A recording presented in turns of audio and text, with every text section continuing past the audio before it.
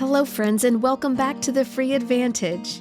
I'm your host, Heather Davis, and I want to invite you into a new season of real stories, real recovery, and real freedom. This show has always been about self-discovery, authenticity, and recovering a life of freedom. And this year, we are taking that journey together in a deeper way. You're going to hear raw, honest conversations with people walking this path in real time. Stories of growth, healing, purpose, and becoming whole. You'll also hear from me as I reflect on these themes that rise from the stories, answer your questions, and offer small, meaningful takeaways that you can carry back into your week. This is not just a podcast you listen to. It's a place you belong, where you are part of the conversation.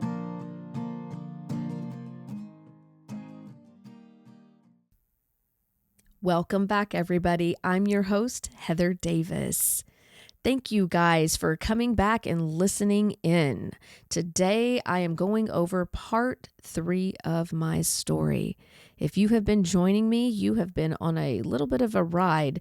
I have been going over my personal life story for the past 2 weeks and will continue to do so through the end of the month. So I'm glad that you were joining me. I appreciate you guys coming and listening in and letting me share and be super vulnerable. If you had come in last week, we had left off where I had just given birth and given my second son up for adoption. So pull up a seat, grab yourself something to drink, and hang on because it only gets crazier from here. So if you had joined me in last week, I had just left off where I had just was coming home from giving birth to my second son and giving him up for adoption. We had done an open adoption, so I knew that I would still be able to see him. But it doesn't really matter. Like it didn't matter how I felt or how I reacted or the things that I was experiencing because he literally might as well have died.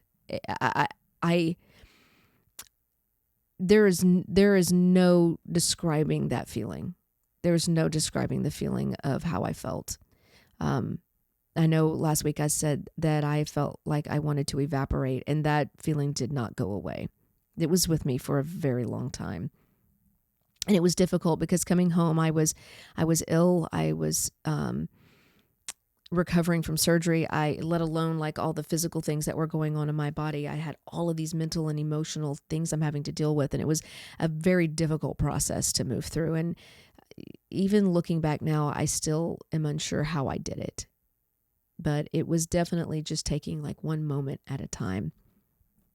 And in those first couple of weeks, life got really crazy for me. My great-grandmother had passed away. My best friend at the time was getting married, and I was supposed to be her maid of honor. And that was literally like 2 weeks away or 3 weeks away from the time that I had just had surgery and come home. So I was looking forward to all of these things and really, really looking forward to the wedding and being able to see her and get out of Georgia. I needed to get away from where I was because I was so just overcome by the weight of what had just happened to me that I just needed out. I just needed to get out of there. And then hearing the news of my great grandmother passing away, it was just like, it was all just too much. It was just too much. And, I remember going in and talking to my dad about needing to go to the funeral and then and I already had this wedding planned, but he at the time had made it very clear that I was not going. That was not happening. And you would think that would be for like the care of my body and recovery and the things that had gone on. But unfortunately at the time, it was more because him and his wife at the time had this plan for me. And that plan was to get me well out, enough that I could get back out in the world and that I could work and that I could make money so I could eventually move out of their house. Because at the time I was just, I guess for them, I was just too much of a burden. And, I'm living in their home. I'm taking up space. I have a toddler who lives with me. I'm pregnant. I'm giving birth and, and now I'm giving him up for adoption and there's a lot going on. And it was just a lot for them. And they really honestly didn't want that. They didn't want it in their home. And they were really trying to push me to do what I needed to do and get out. And that was really it was news to me at the time that was their plan for me, was to quickly like get me back on my feet as fast as possible. There was no thought for recovery of any sort. No thought for recovery for my physical body, for my emotional well-being, for my mental stability. That was just not something that was discussed. It was honestly, back then, it was not things that people talked about. We didn't talk about any of that kind of stuff. Like now we live in a world where there's a lot of focus on our mental stability and our emotional well-being and really living as a whole human and keeping ourselves together. And that there was none of that back then. It was just like, well, this happened, get up and go do what you got to do. And I was in a place where that was just not possible. It was not possible. I couldn't do it. The thought of having to just get back up and go straight back to work without even being, recovered from surgery. This is my second cesarean, and it's followed an emergency cesarean. And then I had such a traumatic experience with this surgery, and then kind of come home from that. And then, it's 6 to 8 weeks to recover from a cesarean. And they're like, as soon as you can get up and walk around, you need to be getting back to work. And I'm just thinking like, how am I going to work? I can't even pick up my toddler anymore. It was very devastating. I think I don't know how much more devastation or disappointment that I could really handle at that time. And though they did not want me to go, I ended up going. My other grandmother had called and she was like, they're not going to send you. They're not going to help you get here. She did help me. She helped me make arrangements. She helped me get a flight and do all of the things in order for me to be able to go. And I went even despite their complete like adversity to me doing that. But I went, and thank God it was such a time that I needed to just be able to breathe. I remember, like touching down back in Texas and just thinking, oh, I'm home. And I felt so far away from all of that mess. And like, as soon as I got back, I was just like I'm not going back. I think being so young, I was just like, I'm not going back there. I'm here now, and they can't make me.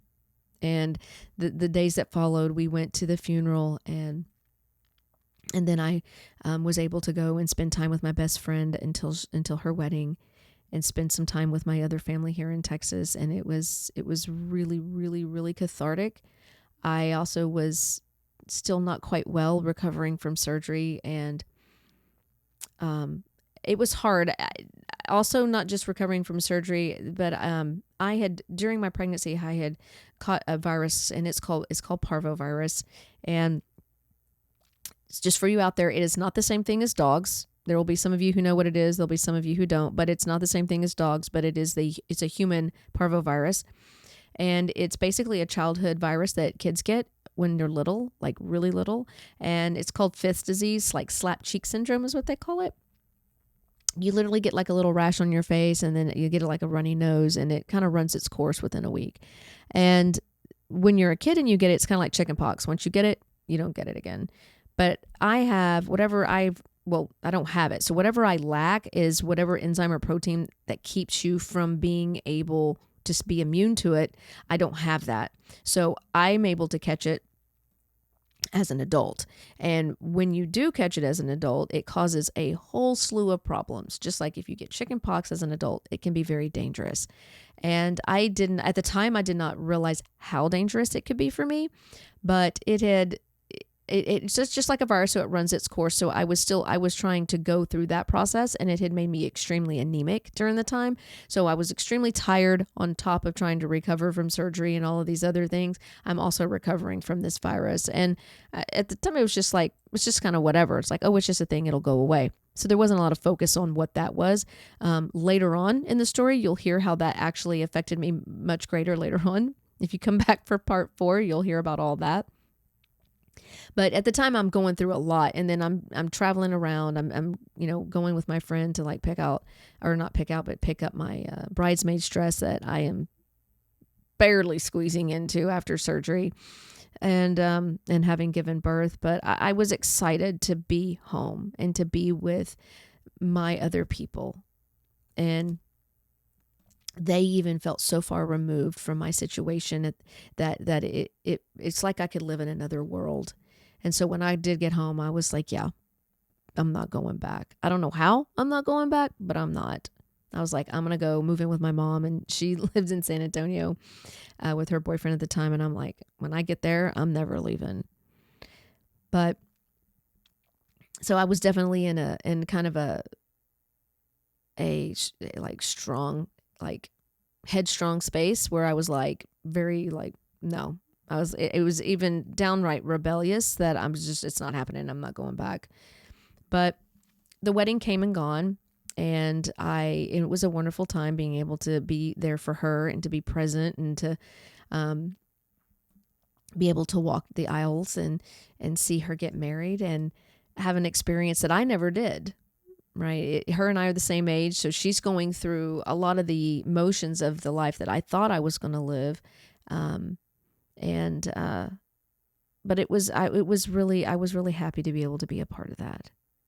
And after the wedding, she went on her honeymoon, of course, and I went to San Antonio to spend some time with my mom. And during that time, I was like, I was just really just kind of just there.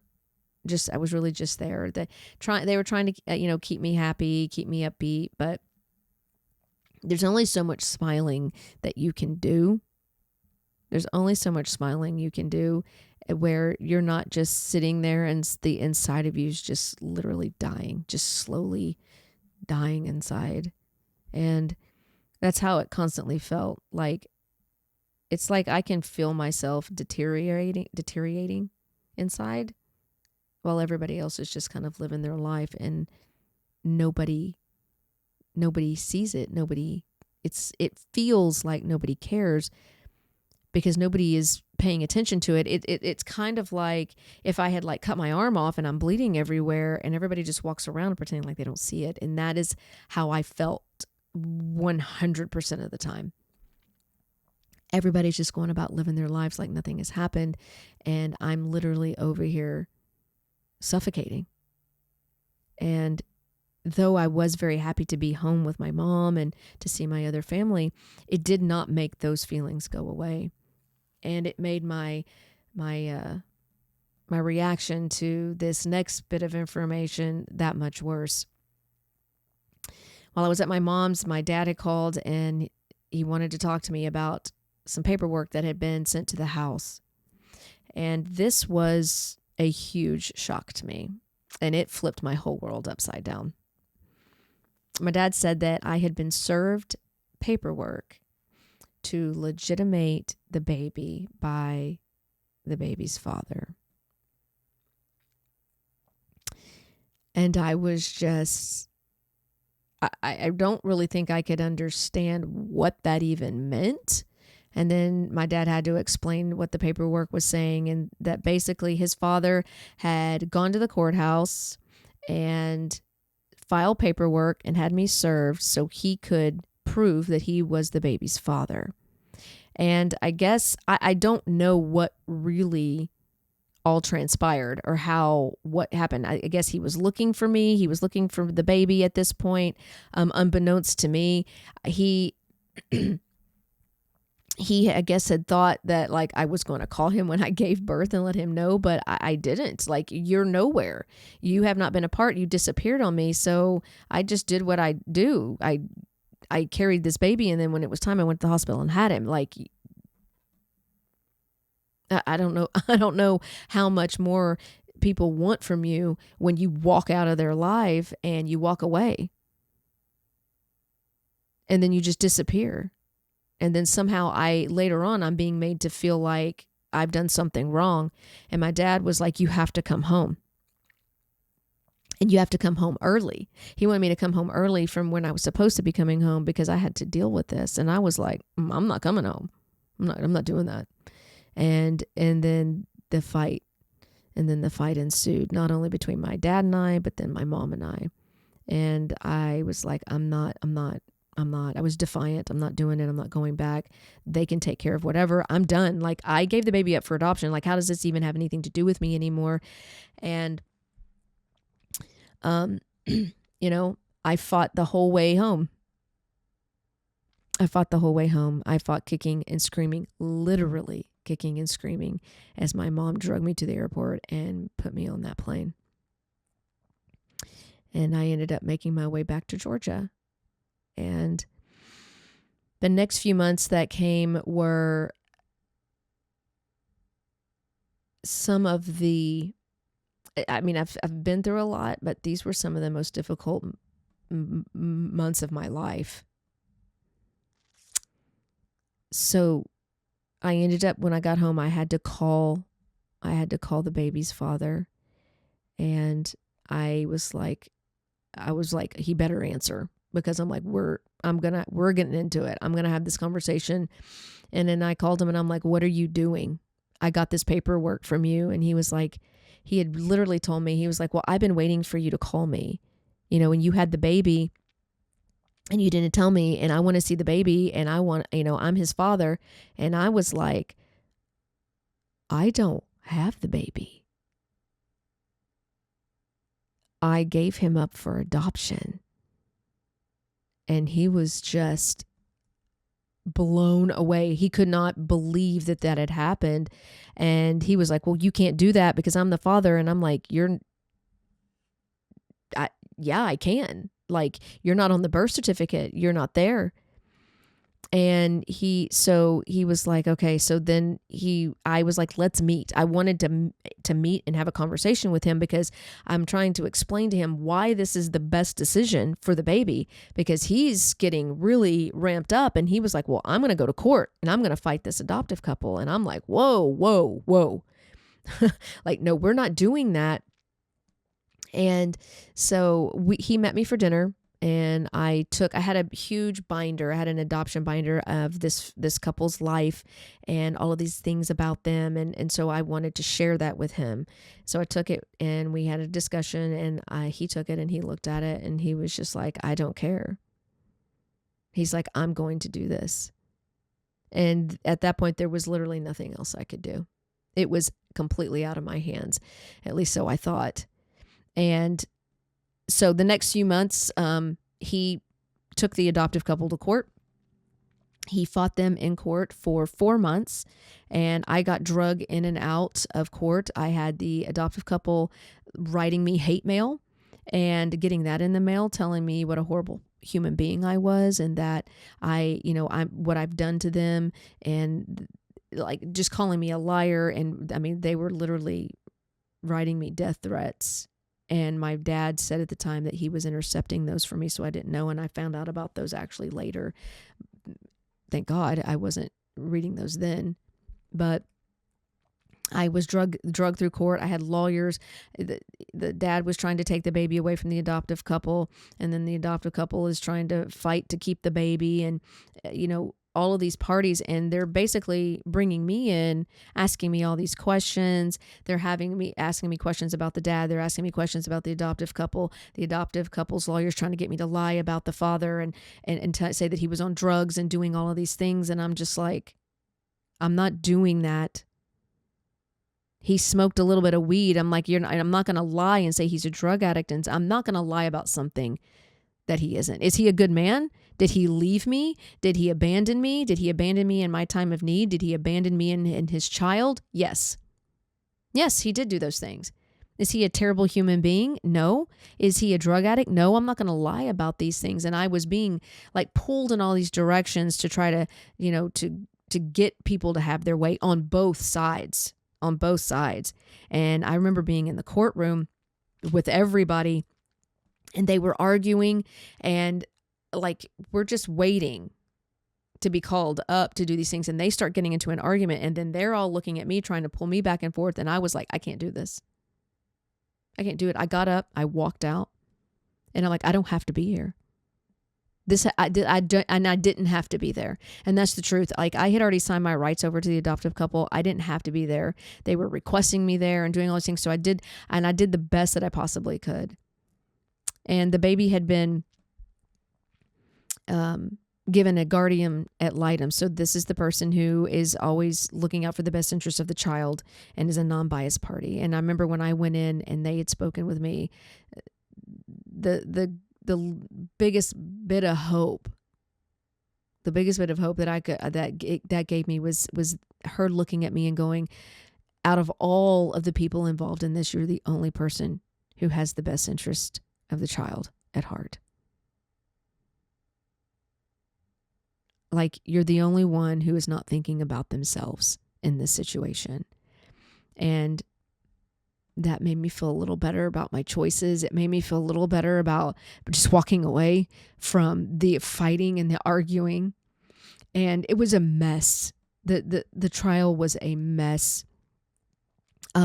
If you'd been listening in, you know that my husband, to my first son, had left me, right? Well, in the meantime, we are not divorced because I don't know where he's at. He didn't divorce me. I was never served papers. I don't know where he's at. I can't find him. And so when you're actually still legally married and you give birth, the birth father is considered the person you're married to, whether that's the father or not. And so there were people trying to find and hunt him down to get him to sign off that this wasn't his child. So the other father could literally legitimate the baby. And like, they have blood work saying, yes, you are the father, but this other person still had to do it. It was just the wildest thing. And of course I'm a child. I was 21. I don't know what any of that means at the time. And it was just wild. And, they did find him. Some lawyer somewhere found him, and he, of course, signed the papers or whatever. But what's crazy about that is that though they know where he was, they weren't allowed to tell me where he was. So here I am, still not knowing, and I'm still married, and I still don't know where he's at. And then I'm going through this with the other father, and it was the worst nightmare of my life. I tell it now, and I feel like I can feel myself, like the mixture of emotions that I feel. I still feel very angry about a lot of things in that time. Still feel a lot of disbelief. I think more disbelief than I do anger, but that and then the grief that still comes over me about it. It is such a wild thing that happened, and it went on, like I said, for 4 months, and eventually it came to an end. And when it did, the father won. And the adoptive couple lost the baby. Now, in the state of Georgia, when you are a mother and you give up your baby for adoption and you're not like married to the father, when the father won, custody does not go to him. In the state of Georgia, custody went back to me.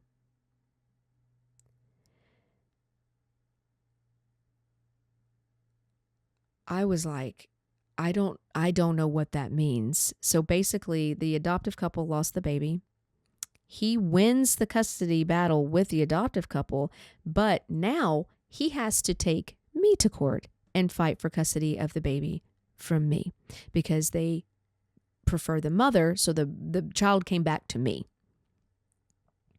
Now, the adopted couple still has the baby for now, and there's going to be like another like parking lot transfer of this poor child, and I'm somehow now in the middle of it, and I'm thinking, oh my gosh, like I have already given this child up for adoption once. I've already signed my rights over once, and now they're making me do it again. Not once, but twice. And then I'm still in this same position. I'm like, how am I having to do this again? And I didn't take the baby back. I called the lawyer and I said, no, I will sign my rights over to his father. Because I thought, well, if he takes him and he's got custody of him, then we could do joint custody and things like that. But then the father started requesting child support. So if the father had custody, I had to legally pay child support as long as I still had rights. And I was in zero position to do that, or to put myself in a position where I couldn't pay and then end up in jail. So I had the lawyer come and I signed, he was in my living room and I signed my rights over to his father. I signed them over for the second time. My situation was no different 4 months later than it had been before. No different than the day that I gave birth. I do not have work. I do not have a place to live. I am incapable of taking care of myself and my oldest son, and there's no way I could take care of another baby. And it would have been a horrible situation for all of us. So I had made my decision originally for those reasons and for the right reasons, and they didn't change. After that happened, he got possession, like physical possession of the baby, and he had decided that he was going to leave and he was going to move back up north to where his family was, and that they would help him take care of the baby. Because now he's just a single dad who has no idea what to do with the baby. And before they left, he wanted to come to the house so I could see him and see the baby. And I let him. I let him because I wanted to see my son. I wanted to see my son. He was 4 months old. They came over. They spent a couple of hours. I got to hold him. I got to see him. And we took some pictures, and then they left. And that's when I said goodbye. Like, again, for the second time. And that was the last time that I saw him. Mind you, going into this, I had gone into it with an open adoption so I could still be a part of his life. So I could still see him and be there for him for a lot of things, even though I could not physically care for him. And when all of this happened, it took all of that away. And then I wasn't able to see him at all.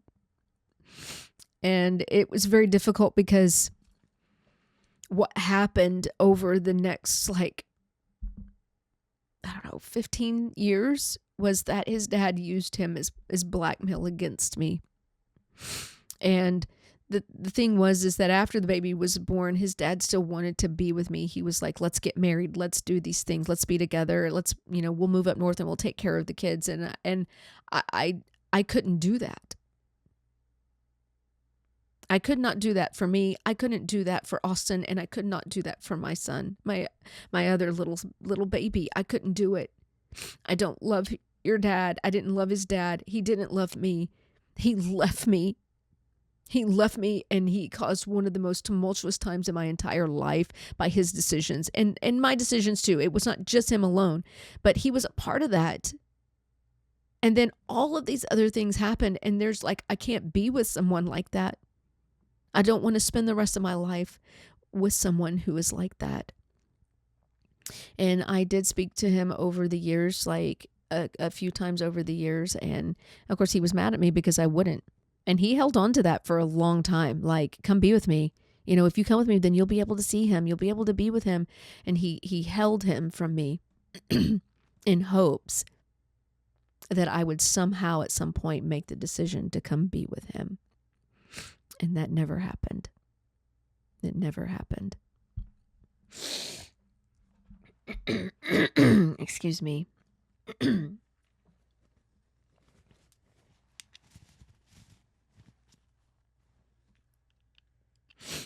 so, life went on. Life went on. my dad had wanted me to go back to work and to get, busy doing life.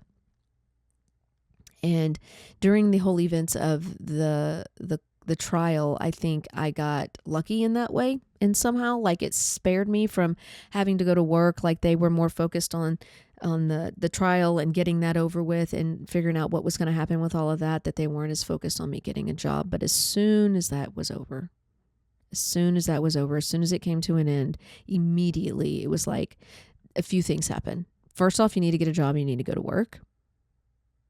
And they wanted me out of this house. So it was probably a week after. The dad and the baby had left to go back up north, and I had that whole situation happen. And then my dad and my stepmom at the time were like, you know what? Let's get you out of here. Let's go take you to have a good time. So they got me all dressed up. They're like, get dressed up. We're going to go out. So we got dressed up, and they took me to this dance club. Now, my stepmom was a dancer, so us going to a club was a normal thing. So we went to this dance club, and they were dancing, and it was a weird situation. I'm at an older, like, dance club. There's not a lot of young people there, and I'm with my dad and my stepmom, and they're dancing, and I'm just kind of there, like, I'm just standing around because I'm not with anybody. I'm not with friends. I don't have anybody to dance with.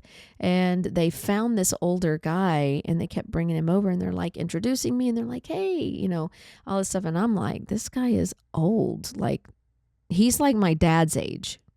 And I was like, I don't want to have anything to do with this guy. And they're like, well, y'all should go out and dance. And then he kept asking me to dance. And I was like, okay. So, like, we danced a couple of times, and I was like, I cannot do this. I wasn't feeling well. But mind you, it's been 4 months, but I'm still not well physically. And excuse me.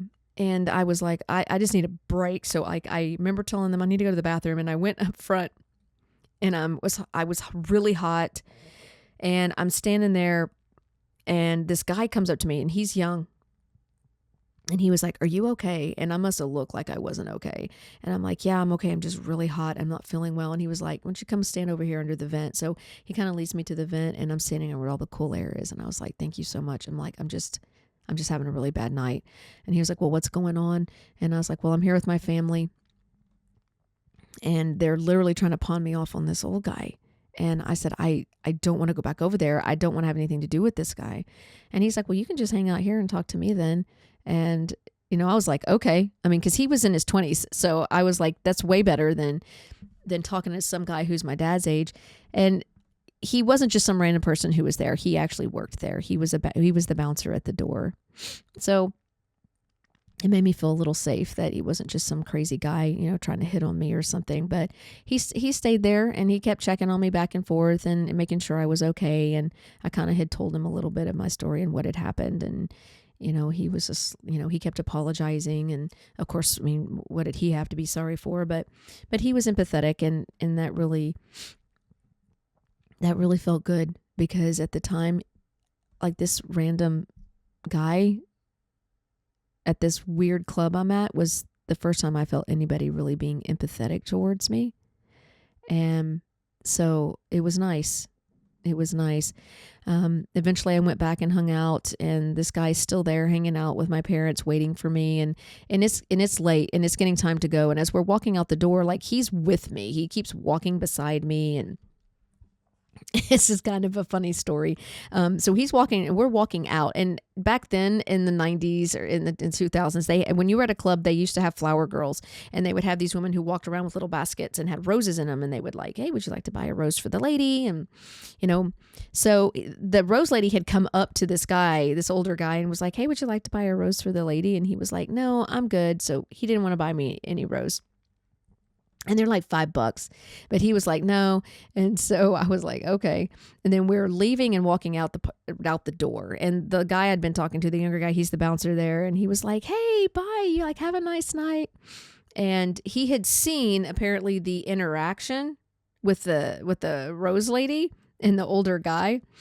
And I just kind of rolled my eyes, and I was like, and we were walking across the parking lot, and the guy, like, so I'm walking with my parents and they start veering to over here towards the car, and like they leave me here with this guy, and they're like, hey, if you want to like go home, just give us a call. And I'm like, I'm not going home with this guy. Like, I, I'm like, are y'all seriously trying to just like push me onto this guy? Like, is it because he's older? Does he have money? Or is this like what you're trying to do to me? Like, was this like in my mind, like, again, is this a setup? Did you know that he was here? Do you know this guy? Like, I don't want to have anything to do with him. And so as we're walking out, the Rose lady starts running across the parking lot. And she's like, hey, ma'am, wait. And I'm like, we think she's talking to somebody else. And then she like catches up and she's like, hey, she hands me all of the roses that are left in this basket. And there literally is more than a dozen roses. And she was like, here, these are for you. And I just kind of looked up and he was like, it wasn't for me. And she goes, it was the guy at the door. She was the guy at the door bought all the roses for you. And she handed him to me. And then she handed me this piece of paper and it had his name and his phone number in it. And I just looked up and I was like, looked at the other guy and I was like, have a nice night. And then I ran across the parking lot to where my parents were and we got in the car and left. Weird story, but it was kind of funny. I was like, okay. So of course, when I got home, though it was late, I called him. I called the guy and we made quick friends and we started dating. Of course, because that's what I do, right? Like I jump out of one situation and right into another. But it's that same thing, right? It's looking for somebody and it's not just love. It's somebody who shows you any care or thought and the empathy, because I wasn't getting that anywhere and I needed support somehow. And I was going to find it wherever I could.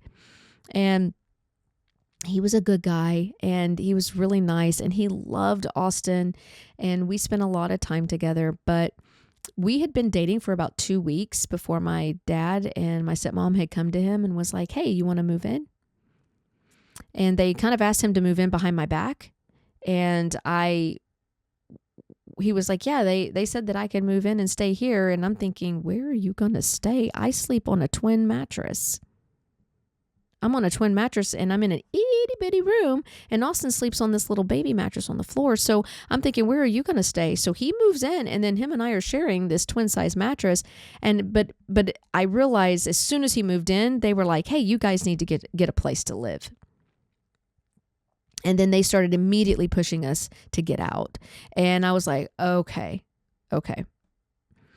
Now, in the meantime, between the time that I had met him and a little bit before I'd met him, I had in those 4 months I hadn't been working and they were trying to push me to get a job. And right around the time that we were right before we went to the club, my stepmom had went and got her hair done at her hair salon. And she goes, hey, I talked to the owner there and he says that he's interested in hiring a shampoo girl if you're interested in that, because I like hair. And so I was like, okay. So I had went up there and talked to him and he hired me. So I'm barely in this job for like a week or so before we go to the club. So now I'm working this job at a hair salon. They've got me a job, right? And now they've got me a boyfriend and now they're going to find me a place to live. So like their plan, it's going off without a hitch. Like things are going well for them. And life is happening kind of all like around me is how I felt. It wasn't like, I didn't feel like I was literally making my own decisions at that point. Like I got a job, but she chose this job and made me go apply. Like I went to the club and like, obviously I didn't choose the old guy. The only choice I felt like was mine was that I chose this young guy, but it was kind of like, I wasn't walking out of there without a man. Like that's kind of how it felt. And I didn't. And now he's living in our home and they're pushing us to find our own place. It was just a wild time. I think now it was wild. It was really a wild thing. And I started working at the hair salon and I really, really, really loved this job. If some of you know me, but I am a licensed hairdresser. I my mom used to say, she's like, you came out of the womb with a curling iron. I've been doing hair since I was very little. It's always been my goal. It was my dream, was to be a hairdresser. I always wanted to be a performing artist hairdresser on stage, which I did not get to do, but I do love doing hair. So when I got the job at the hair salon, I saw this as maybe an opportunity to really start reaching for my dream. And the owner fell in love with me. It was an Italian family that owned this salon. They were huge. They were a very tight-knit family, and they just kind of really took me in as their own. And he started working with me as an apprentice. And in Georgia, you can actually get your hair license under a licensed hairdresser if you're apprenticing. So I was working towards getting my license, and I was so thrilled about that opportunity. So in some ways, like, that's turned out to be a really good opportunity for me, moving me in a direction I thought I was going. And then I had this guy, and I really, really liked him. He was nice. He was a good kid, and he loved me. And so I was like, okay, this is what we're going to do. And I worked at the salon for a year. It was almost a complete year. I started, almost a year, I say. I worked there from February, March, April, May, June, until Christmas. So like June-ish till Christmas. And because they had moved my boyfriend in at the time, they were wanting us to get out, but we didn't have the money to move out. Didn't have the money for an apartment, didn't have the money for deposits and things like that. There was no way. And I'm paying for daycare. And when I'm working and I'm paying for daycare, you're paying like $800 a month.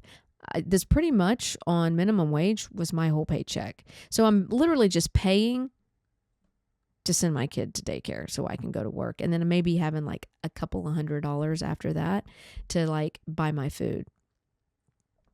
So because we didn't get out in like a timely manner in which they wanted to, my dad started pushing me to quit my job. He's like, you need a job that makes more money.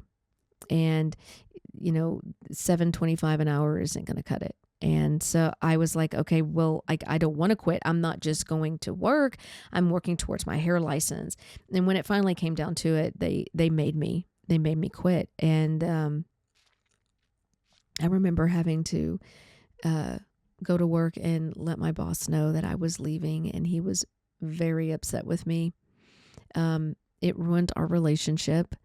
He took it as a straight disrespect and offense of their full-blooded Italians, and he had taken me in like it was just like I was cutting off a part of his family. And so I lost that relationship, but I did find a job for $12 an hour that did eventually help me get out of my dad's home. And and I guess in some ways that's good. It's what he wanted, and it's what I did. And after I had made a little bit of money at this new job, I moved out. My boyfriend and Austin and I moved out into our own apartment in February. It was right before my birthday. We moved out, and we were there until Easter. And once I moved out and I wasn't in my dad's home anymore, I don't know what really took over me. I started having severe panic attacks. I was already having panic attacks, but I started having severe, debilitating panic attacks where I couldn't go to work. I couldn't barely function anymore. And I was mad crazy. I was not mentally well. I was not emotionally well. I was destroying this guy I was with. He was such a good guy, but I was in no space to be with somebody. No space. I have not had a moment to breathe or to heal from anything that I had walked through. And now I'm introducing another person into that mess. And it was a nightmare for me. And I know it was a nightmare for him. And I finally got to this place where like, I cannot do this anymore. And my grandmother, my mama, that's my mom's mother, she was my only true guiding light during any of this. She's the only person that was there for me in support of any kind. She was always praying for me. She was always trying to focus me on God and that he was going to take care of me. But she was very far away in Texas, and I felt so far removed. And I'm like, I just need to be by her. I kept thinking I just need to be by her. And, all of the little things that happen when you're a kid, like you don't really know about certain things like taxes. So when I had learned about taxes, because I wasn't taught about taxes growing up, I had been working for a little while. And so I had, actually I had been working for a little while, even like back a couple of years back when I was doing some hostessing work and stuff. I had never filed taxes. Here I am. I'm like, at this point, I'm 21 years old. I've been working since I was 19 and I've never filed taxes. So when I found out that that's something I needed to do, I found a lady, I think it was like Jackson and Hewitt or something. And I went and they filed my back taxes for the years that I had been working. And because I'm a single mom, I also get earned income credit. So I had like a child tax credit and I got back like $12,000. And to me, in 2001, $12,000 was like a lot of money. I mean, $12,000 is a lot of money right now, but it was like, I had never seen that kind of money. I had never had that kind of money in my hands. And as soon as I got that, I was like, my brain went into plan mode. I was like, I'm out. I mean, like I got cash in my hand and I don't have to stay here and nobody can hold me here. And I broke up with my boyfriend and I literally signed over the apartment to him so he could have it. I made plans with my best friend in Texas and that her and her husband were going to come and help me move my stuff there and that I was going to stay with them until I could find a place to live. And I went and let my dad know. I was like, I'm moving. Austin at this time is just turned 4 or was fixing to turn 4 because I moved on Mother's Day weekend in 2001 back home to Texas. I was like, and the thing is, I was still suffering from anxiety so bad. I was unsure how I was even going to make the drive. And her and her husband came and they packed my stuff up in a U-Haul. They trailered my car and I rode back with her. Excuse me. I rode back with her. Austin and I rode in her car with her. So I'm not even driving, but I was a mess. And when I finally got back to Texas, I was like, okay, I'm free. I'm free from all of this stuff. Like I'm walking away from that like it never happened. And I'm just going to move forward with my life. And things really started kind of like, in my mind, feeling better because I'm walking away from this situation. I'm not in these weird job that I didn't want to be in just because I was making more money. And I'm away from that part of my life, that whole world where everything happened it's over there now and I don't have to think about it. And I'm staying with her. And then I'm like literally 4 nights in with her and I start having issues with her husband. And I'm like, how is this happening to me? How is this happening to me? I remember it was early in the morning, probably 5:30 in the morning, 5:30 in the morning. I'm dead asleep in the bed with my son. And I'm awoken by a man naked standing in my room trying to get in the bed with me. And I look up and it's her husband. And I am like, oh my God. I immediately started screaming and yelling and he jumps up, runs out of there. I'm screaming. She jumps up. We're all in the living room screaming. And I'm like, what is going on? What are you doing? It turns into this whole thing. He's like, he's trying to make all of these excuses. And then I don't know what to do. I'm like, you're going to have to deal with this. And I go back to the room and shut the door. And he ends up leaving for work and she's like, I'm sorry. Like she's just apologizing. She's like, I don't know, cause he drinks. So maybe he was still like hungover. I don't know what the deal was. The thing is like 2 days later, it happened again. And I'm like, I can't be here. I don't know what it was. Then when I learned that they were not doing well, he was a severe alcoholic going through his own problems and they had their own struggles. And because I'm living my own life out here, I had no idea what was going on in her life. Like, I mean, obviously I couldn't be a friend. I could barely be a person, let alone be a friend to somebody else. So I didn't know. And so I'm like, well, I can't be here. And I went and I stayed at her mom's house until I could find my own place to live. And they let me sleep on the couch, Austin and I on their pull-out couch while we figured it out. And at that point, I was literally sitting on the couch reading my Bible, praying one morning, and I was in so much just grief and disbelief at where I was at and what was going on in my life. And I was begging God, I'm like, please, I need something. I need something, because I'm like, if I can't make this work, I'm going to have to go back to Georgia. And I had applied for this low income housing. It was this, but it turned out it was a really nice apartment, and it was in a really nice neighborhood here in Houston area. And I was like, the waiting list was like 4 years. And I was like, there's no way I'm getting on it. And by literally the grace of God, they called me and they had a space open and they let me take it. I was literally paying $97 a month for my rent. And I paid $20 for a phone, and my electricity was covered. There's no better situation than that for me. There was no better situation than that for me. Not even a little. I'm thinking, I got my own place. I got my own home. I'm moving. I can put my stuff. All of a sudden, I have a place to be. We have a place to be. And I'm thinking, yeah, like freedom, finally. And I was lucky because it was really close to my grandmother, and it was really close to my Uncle Brian, who we live with now. So if y'all hear me talking about my uncle, it's my Uncle Brian, and I'm very excited to be able to spend the time that I do now, because we spent a lot of time together during that time. He had had his own trials in his life, and he had gone to prison.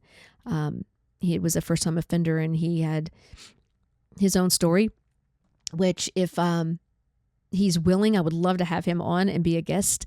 But he had just come home from prison. And when I moved back, he was just coming home and I was just coming home. And when he had went in, I was a teenager, and it devastated our family. It devastated our family. So for him to be home and for me to be able to have this time with him was like, it was a miracle for me. And that we got to spend time getting to know each other and growing and sharing with one another was a really wonderful thing. And so now I'm in my own apartment. I have him there. I'm having my grandmother there, and I'm away from everybody else. I'm away from this weird guy my best friend's married to. I'm away from the crazy nightmare of my past that I'm just trying to pretend doesn't exist. And I had gotten a job at a daycare where I was working, and I was doing really, really well. I had made some friends, and I was doing really good as far as logistics, like life logistics. I had a car, I had a job, I had a house, I was making money, I could afford my bills. So it looked like freedom was just on the horizon for me. But every night that I was coming home, I was laying in bed scared to death. My anxiety and my panic attacks they were consuming every thought I had. And if it wasn't for my job, working really is what kept my mind focused on something else. So it helped me to separate it and relieve it. But the minute I came home, I was just living in this constant state of anxiety. I remember having to go spend lots of time with my mom on the weekends and being like, she hated the fact that I was like so anxious all the time. And she was like, you just need to get over that. You just need to stop being that way. And life is going to be all right. And her not even realizing like that, that's not how that works. She had never really ever experienced anxiety before or depression. So she's like, this isn't a thing. She's like, when I get down, I just get over it. And I'm like, man, if I could just get over this, I would man, I would. But I didn't. Anxiety for me has been a lifelong process ever since, everything happened and it started occurring. It's something that has stayed with me for the rest of my life. And that time in my life, I was at the height of it. And I was lonely. Like I was not used to ever being alone and living alone. I've always had somebody else in the home with me, whether it was my husband or a boyfriend or my parents, there was always somebody there. So now it's just me by myself and I'm alone there and in Austin, right? And being young and single and alone, I'm not one of those women who are prone to like, oh, I can make it for myself. I'm good. Like, I'm not scared. I'm not like, I was not like that. I was terrified. I was worried that somebody was going to break in and kill me every single night. I was like, how am I going to protect my son if something happens? I've always been more prone to those types of feelings and emotions. And so, in that way of thinking, and it was very difficult time, even though everything else was seemingly going really, really well, because internally, like, nothing has changed. Nothing has changed. I haven't healed. I haven't worked through anything. I'm not better. Life looks better, but I'm not better. In fact, I'm still slowly getting worse. And of course, if you do not know the theme by now, when I get back into this space, the next thing I'm going to start doing is looking for somebody else, because that's where a focus can be, that another person can fill that void. And my grandmother had wanted to introduce me to this other guy that she had like just fallen in love with. Now, this is a wild story. They're all wild. I don't know how best else to explain it. But my uncle, when he was in prison, my grandmother would go and visit him. And when they would have visitation, she met this other inmate. And his family would come and visit at the same time, and they got to be really close friends and get to know each other. And my grandmother just fell in love with his family and fell in love with him. And I had been in Texas since that May in 2001, and then January of 2002, my uncle had gotten out the year before, but then this guy who was his friend was getting out in January, and he was going to come home and he was going to come see my uncle and then visit my grandmother. And she was just ecstatic for me to meet him. She was like, "You're going to love him." She just thought he was so wonderful. Now, he's been reformed when he was in prison. He went in when he was like 17 years old. He messed up, made some mistakes, and he ended up in prison, but been in prison for a long time. He was in there for like 7-8 years. And so when he was getting out, like, he's reformed, he's a Christian, he follows God and he has a heart for God. So, my grandma was really all about that, and she was all about him, and she really wanted me to meet him. And I did.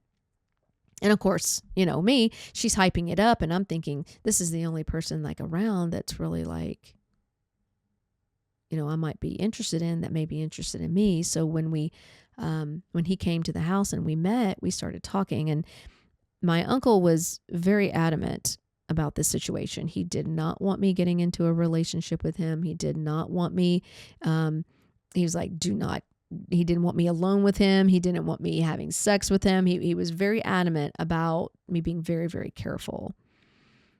And that was in January. And I was very careful for about a month, but I did still see him.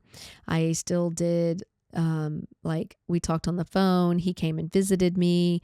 I went and visited him. And then about a month in, it only took about a month before, we were like, okay, well, we're going to be together, and that's it. And we had planned this date night for Valentine's, and, that's all she wrote. And about 3 weeks later, I found out I was pregnant. Again.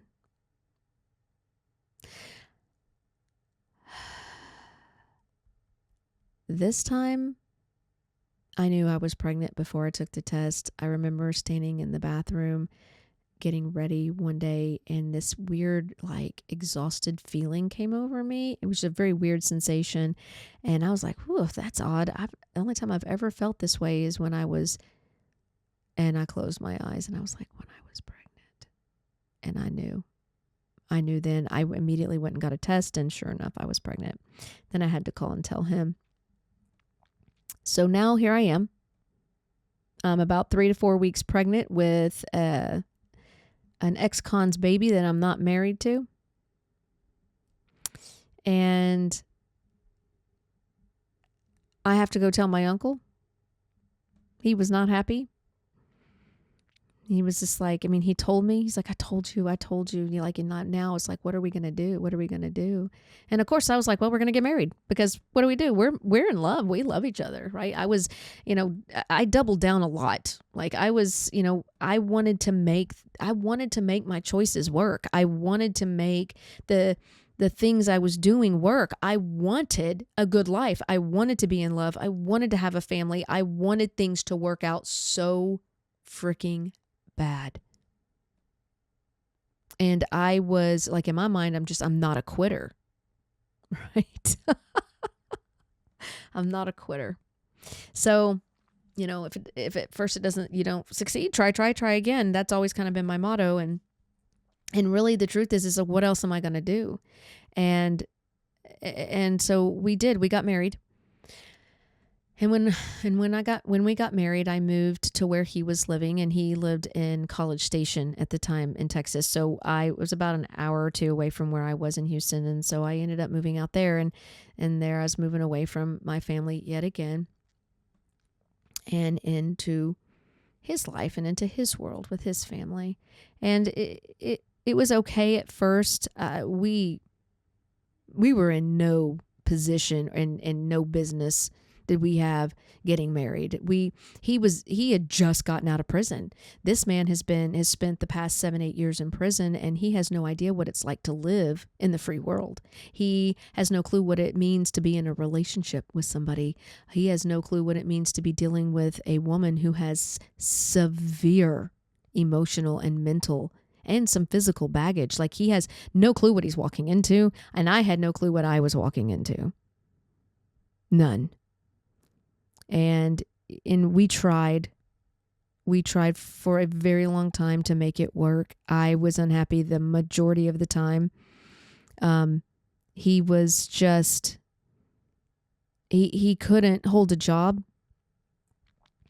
He was very much yes, he believed in God, and yes, he was saved, but at the same time, he was very fanatical about that.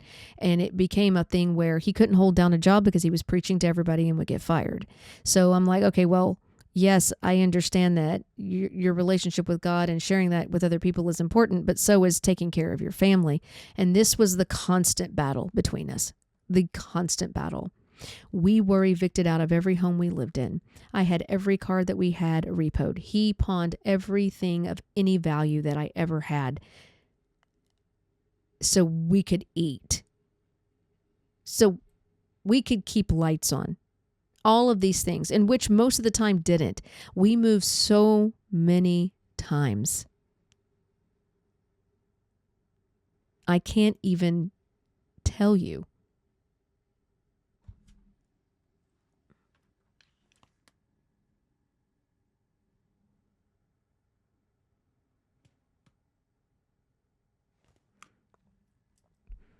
We moved so many times. Like, I can't even tell you. It was a constant battle. And I remember before I even gave birth, I moved 3 times. And we ended up in the apartment that we were living in when I had my youngest, Andrew. We were evicted out of our home the week after I had him. So the moving and the constant struggle of being able to financially care for the family was just something that was always a problem. And it was ultimately one of the big reasons of our demise. Like, he couldn't manage it.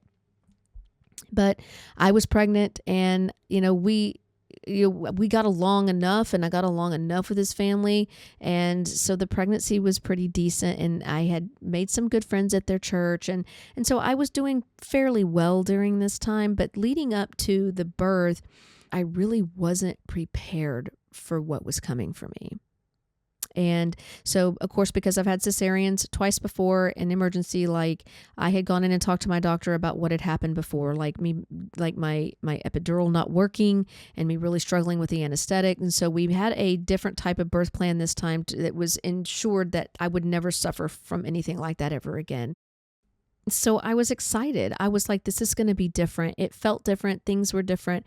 But then when it came time, to actually go in. It was scheduled for November 4th, early in the morning at like 7 o'clock. So I had to be there by like 5:36. All of my family was there. All of my friends were there. My dad, actually, he came in.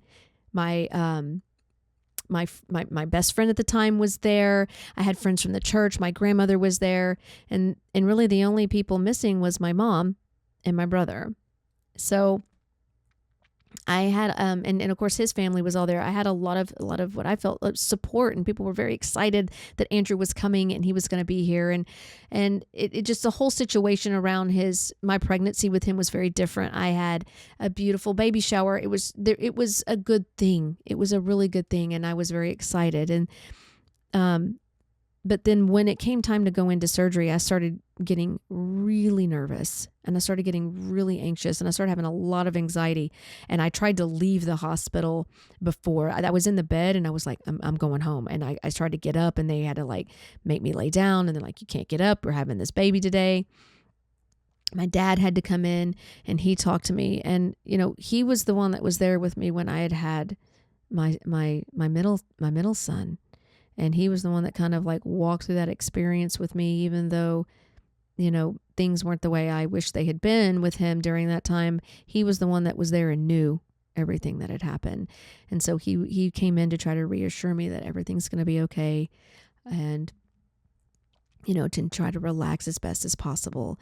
And so, they took me back, and we had surgery, and Andrew was born, and I made the decision then that I'm not having any more children. Like, this is it for me. I'm done. And I had a tubal-ligation done, and I remember had felt so anxious during the entire surgery. And then as soon as Andrew was born and they took him out, and his dad went with him to the nursery while I was still in surgery getting the tubal-ligation done. And I remember it was at that point I relaxed, and I felt so peaceful. And I think because I was, again, making a decision for myself, I'm like, I'm not having any more children. I didn't ask anybody. I was like, and the doctor was like, are you sure this is what you want to do?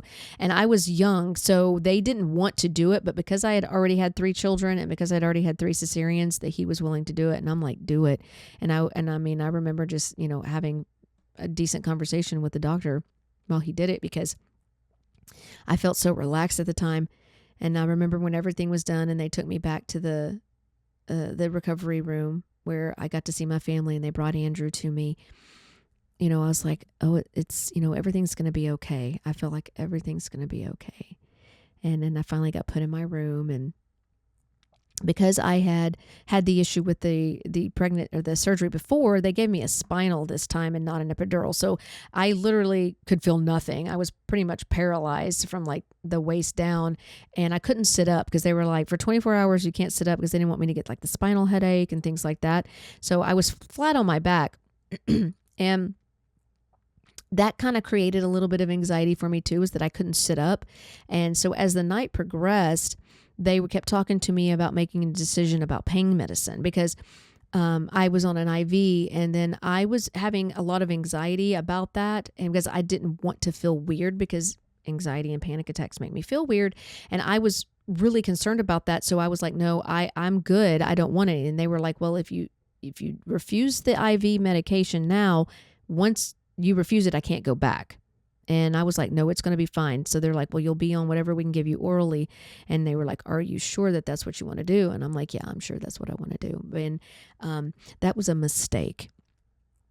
That was a really, really big mistake, because the spinal wore off somewhere in the middle of the next day. And I did pretty good that next morning. I was able to sit up, go to the bathroom, and, move around a little bit. But by that next night, I was a wreck. I was in a severe amount of pain.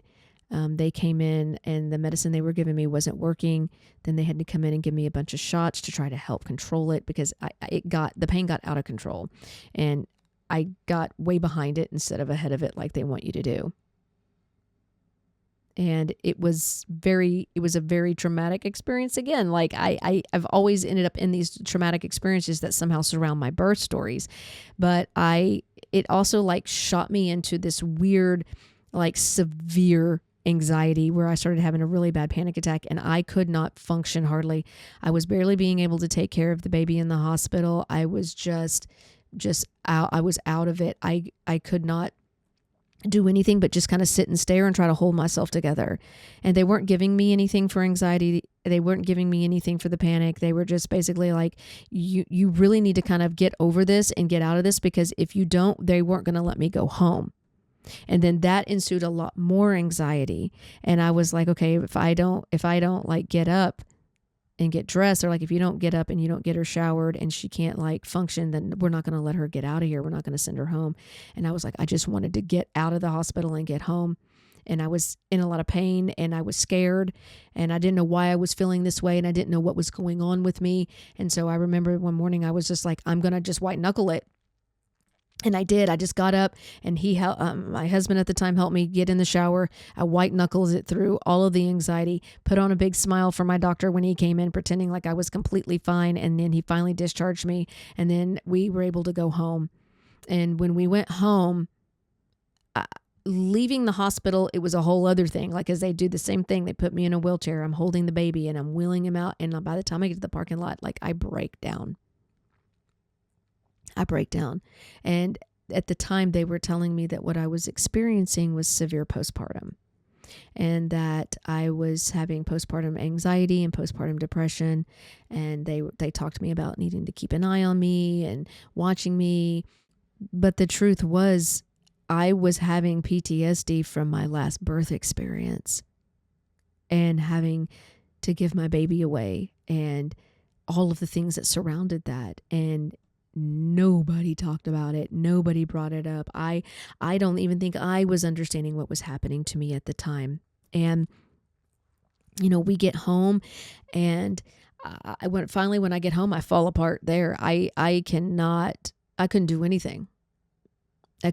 My mom she finally came and visited. And when she did, she stayed and helped me for a while. But I remember looking back on the pictures. I was just looking at pictures just the other day, of me at that time, and just looking at me and going, oh my God, I was bad. It was really bad. I couldn't function. I couldn't barely feed the baby, take care of the baby.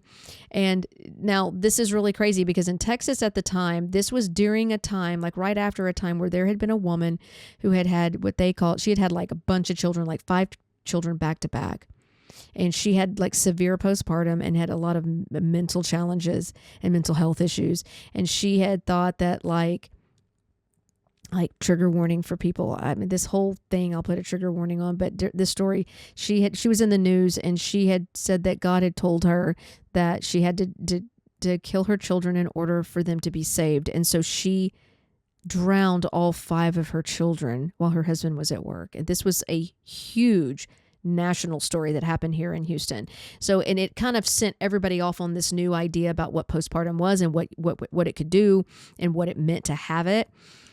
And during that time, postpartum meant that you were crazy and that you were a murderer and that that's what you were completely capable of. So when I got home and I got so bad with anxiety, this is what people were telling me.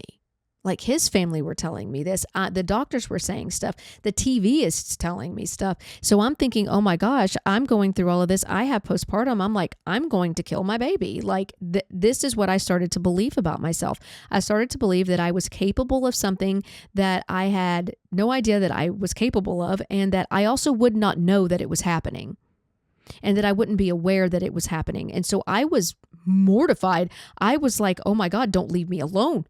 Don't leave me alone with the baby. Don't leave me alone with him. I don't want anything to happen to him. Like I was terrified, which on the heels of already having severe debilitating anxiety and panic attacks only fuels that even more. So I was just like I got into a place where I sat on the couch and huddled in a corner. And I literally picked at my lips until they were like 3 times their normal size and they were just blood red. I got to where I could not eat or swallow anything anymore, that I got to a place where I was constantly vomiting up bile, ending up in the emergency room because I could not do anything. I couldn't feed him. I was trying to breastfeed him at the time, but because my body was going through so much hell, every time he ate, he would get sick. So then I had to finally move him to formula because I couldn't feed him that. And then The constant just sitting on the couch trying to like pray that God would keep me safe and keep my baby safe and that something bad wouldn't happen to us while they all left me alone. And they left me alone the entire time. They would all go off to work and I would just be there with him and the other kids would be at school. And I went through this, what felt like forever. Because, when you're in that space, even days feel like forever. And that was, he was born on November 4th, and I dealt with that all the way until the middle of January. And I finally, at that point, went back to the doctor and was like, I need help. I cannot do this. And they put me on Zoloft at the time to try to help me. And it did help me. It helped me with my anxiety a little bit and helped me be able to function better. And it was good. And I was probably on Zoloft for about a year before I got off of it. But even still during that time, like, it's kind of funny because, when you're having anxiety because of a chemical imbalance, the medication helps. But it doesn't help when it's a physiological thing happening, when it's an emotional thing happening to you. And so while it helped some things, it didn't help all things. And that whole first year, after I had given birth, not only was I dealing with all of these things, but like I'd said earlier, we had got evicted out of our apartment a week after I gave birth. So you can imagine how I can't move. I'm completely debilitated physically and emotionally. I'm ridden with anxiety and I cannot, now I can barely walk because I've had my third cesarean and now we're getting evicted. I'm having to change schools with my son. I'm having to pack up an apartment. I keep hitting the mic. I had to pack up my apartment, which I could not physically do. We had some strangers from our church come over and pack my entire house and go throw it in a storage unit. And then I ended up laying and sleeping and sharing a twin-size mattress after having major surgery with my husband and living in a teeny tiny room with my pack and play that my newborn is now sleeping in and my son is sleeping on a pallet on the floor and we're all smashed into this tiny room together. And that was the majority of the first year of my situation after I had Andrew. And it was back and forth. Then finally he found a place that he could afford to get us into and we moved in there and we were only in there for 2 months before we got evicted again. And then we're back into his mom's house and then it was another place and then we're back into his mom's house until eventually my grandmother was like, look, she was trying to help. She's like, what if we rent a house and I'll help pay for half of it? And then we could get a bigger house and maybe she could come stay there a lot and things like that. So we ended up doing that and renting a bigger house and we stayed there. We were probably there. I don't know. Andrew turned 1 in that house and we right after we had moved in. So it had been almost a year. We had just moved in there. He turned a year and literally 3 months later, we were evicted from that place. Now, mind you, I've lost 3 cars in the middle of this. We've moved multiple times back and forth. And it just didn't get better. When we got into the big house, he could not hold down a job. He could not. He kept getting let go for the same reasons. He was trying to preach on the job. He was trying to do all these things. He was getting more and more radical as time went on. And he couldn't keep a job. We lost our light. We lost our electricity. I don't know how many times and how many weeks that I would spend living in the dark with my kids, not having a vehicle, walking 2 miles every day to take Austin to school and then walking home with a stroller and then walking back to go pick him up and then walking home. This became my life.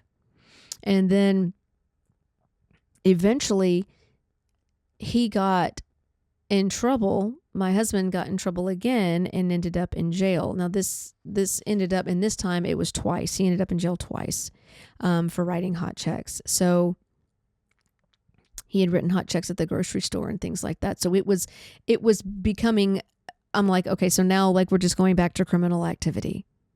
And after he had spent the second time in jail, in my mind, I was like, I'm out.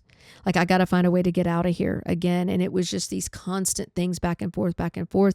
And no matter, we had counseling from the church, we had counseling from friends, we had counselings from a street ministry that we were involved in. No matter what happened, nothing helped, nothing changed. And he just kept going on down the same old path. And I'm over here just trying to hold it together. So when we got evicted out of the big house, we had moved into this other house with his mom, and we were sharing that home for a while. And we got back into another place. I mean, it was literally, we had to beg these people to let us stay in this home after we got evicted out of the other place, and promising that we were going to, just opening our hearts, like, this is our situation. This is what we've been in. We're doing our best to survive. And I think they felt bad for us, and they let us stay there. And then, like, literally 4 months later, we were out. We were out of there. We got evicted from there as well. It was just, it was wild. I had tried holding down on and off jobs, like odds and ends, for a little bit. And nothing could stick, because I got to take care of the kids. Like, I can't work a job because who's watching the kids at home and taking them to school and all of that. And it was nuts. And after that last time, I had called my mom. And I was like, okay, we're going to move. We're going to move back to Houston. And my stepdad at the time, my mom had remarried, and my stepdad at the time was willing to help us get into an apartment there. And I think it was easier because he was like, I can keep an eye on you. I can help you. You can get a job here and things like that. So we went and we stayed with them for like a couple of weeks, and we got into an apartment there in Houston. And then my husband at the time had found a job. And so there we were again. At another move, another car. Like, when we moved, we didn't have a car. His mom had to help us move. Like, then we got another little car we found for like $500, and we drove that until it blew up. It was just literally one thing after the other. And it never got better. And living there in Houston, things only got worse. He continued to escalate. We started going to another church here in Houston, and it was a great church. I loved being there. I quickly made a lot of friends. I was singing on the praise and worship team, and it incited a lot of jealousy from him because he wasn't being picked. He wasn't being picked to preach. He wasn't being picked to stand on stage, and it became like this weird competition between us. And I was like, I can't do this anymore. I just couldn't do it. And I remember us going to lunch one afternoon, and we got into it, and we're literally having this giant fight in public that somebody calls the cops on us, and they're coming to make sure we're okay. And that's when I was like, yeah, we're good. And then they let us go or whatever. And I turned around and I'm like, I want a divorce.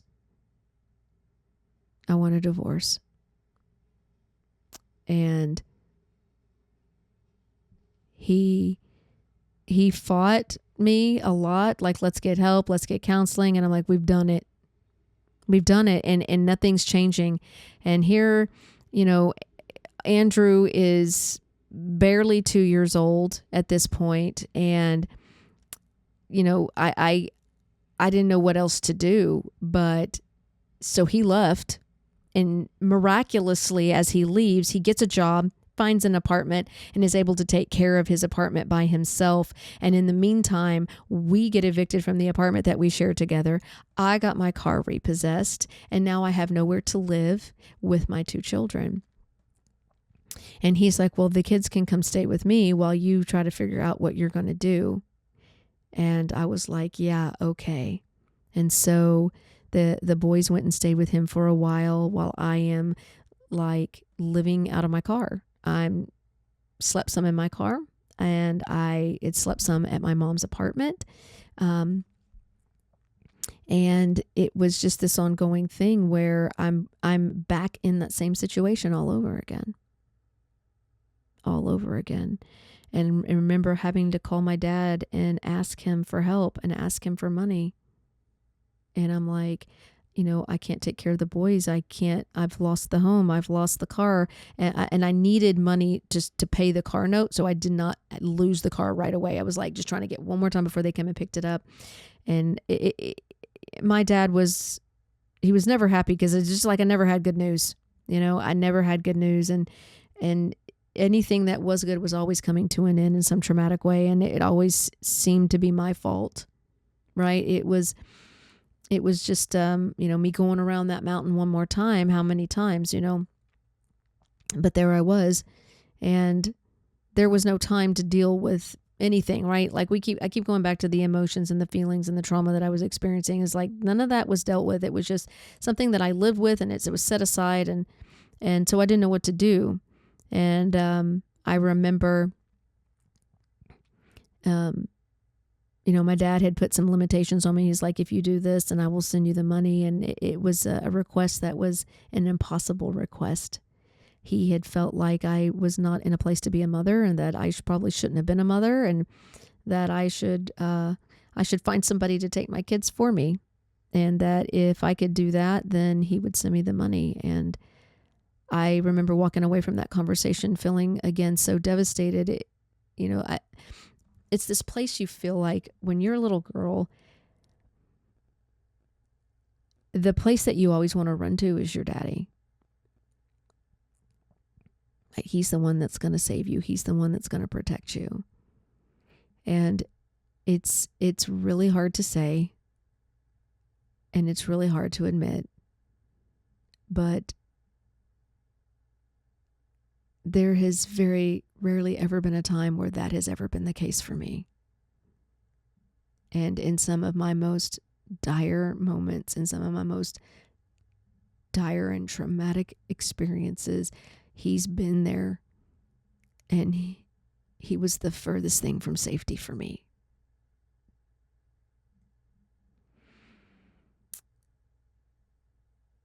The people who you think are the ones that are supposed to protect you and be there for you, the ones that are supposed to carry you, support you, love you unconditionally.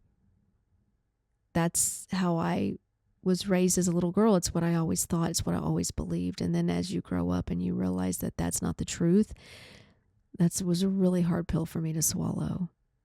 And it's one I felt like I kept having to swallow over and over and over again, because I always still felt like there was this hope that it would be different, and it just never was. But needless to say, I did not give up my children to somebody else. Not like that. And I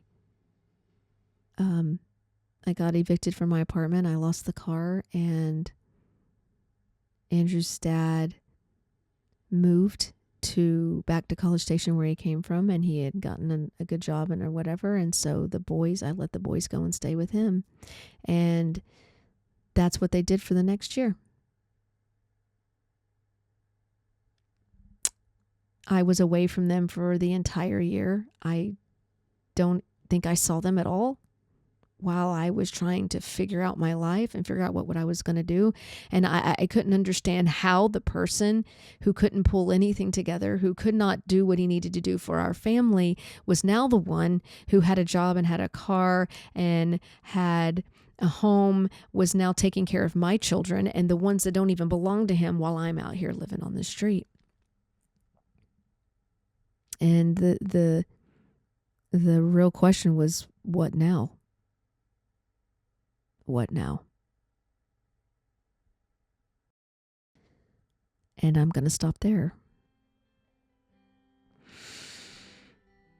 I hope you guys enjoyed today's part 3. Obviously, I kind of hit you guys with a lot of different things. I think you're being able to see a lot of different emotions that I'm feeling. This one was a little bit of a strained one for me. So many mixed emotions, so many things that I'm dealing with. And but this whole thing has been cathartic in a way, right? Because I was telling my brother yesterday, I was like, it's weird because as I'm recording, I can see myself. I can see myself in the monitor here, and it's like I'm coming face to face with myself in a whole different kind of way. And I really appreciate you guys letting me do that and letting me be vulnerable. And I want you guys to remember that no matter what you've gone through, no matter what you've experienced, no matter what you've seen or what you've done, that freedom is the advantage you already own. and that nobody can take that from you, and that you can always find it, and that you can always come back to yourself. And just sometimes we need a little help finding that path. Come back next week and join me for part 4. I look forward to you guys coming and joining in. I will see you guys next week. Until next time.